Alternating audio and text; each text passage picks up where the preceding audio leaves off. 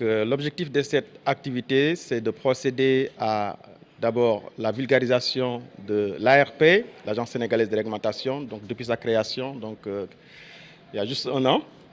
Donc il fallait partager un petit peu les derniers développements sur l'évolution de la réglementation pharmaceutique, ses missions, son organisation et ses perspectives. L'autre objectif également, c'était de partager également les nouveaux développements portant sur les aspects législatifs également, notamment la loi sur la pharmacie qui a été promulguée au mois de juin 2023. Le troisième objectif, c'est également de former les acteurs de santé, depuis les distributeurs et également les dispensateurs, sur des notions relatives à la pharmacovigilance, donc les vigilances d'une façon générale, et insister surtout sur la préoccupation concernant la notification parce que il faudra la relancer pour booster le système national de pharmacovigilance. Et le dernier aspect porte également sur le partage, en particulier des missions de l'inspection parmi les autres missions, en tout cas de l'ARP, puisque l'ARP également se déploie dans toutes les régions régulièrement. Ces acteurs ont reçu certainement ces visites et c'est l'occasion également de revenir sur les objectifs de ces missions et donc contribuer à une meilleure connaissance des activités de l'ARP. Enfin, également de recueillir les impressions, les attentes, les difficultés, parce qu'il y en a, pour essayer d'échanger, de trouver des solutions ensemble, pour le bien-être de nos populations. Alors, l'une des premières difficultés ou bien l'une des contraintes, je dirais, c'est d'abord peut-être, il y a une méconnaissance parfois des dispositions législatives et réglementaires pour certains.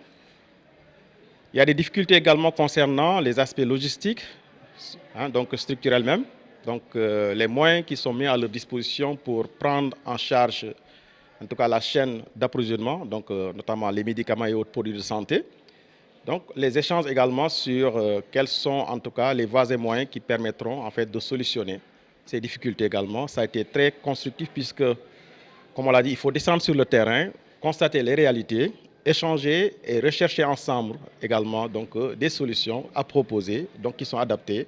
Et comme je l'ai dit, l'objectif final, c'est pour le bien-être de nos populations. Le prix-value que les acteurs de la santé vont tirer de cet atelier, vous savez que cet atelier s'est déroulé en 3 jours. Le premier jour, c'était les pharmaciens du niveau public comme du niveau privé. Après, le deuxième jour, c'était les infirmiers, les médecins, les sages-femmes, tous ceux qui prescrivent des médicaments. Mais aujourd'hui, ce 3e jour concerne les gens du côté du secteur de la santé qui sont beaucoup plus proches de la population, à dire les acteurs communautaires.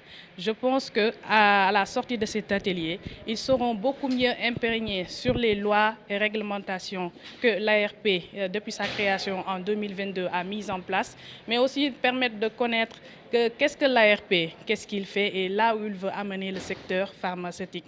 Par la suite, après, avec l'appui de l'ARP, nous allons pouvoir divulguer et pouvoir quantifier ces formations à d'autres qui n'étaient pas là et pouvoir aussi assurer la réglementation médicamenteuse dans la région de Ziguinchor, mais aussi dans la région de Sédhiou et Kolda, parce que c'est l'axe sud qui a été convoqué aujourd'hui au niveau de Ziguinchor.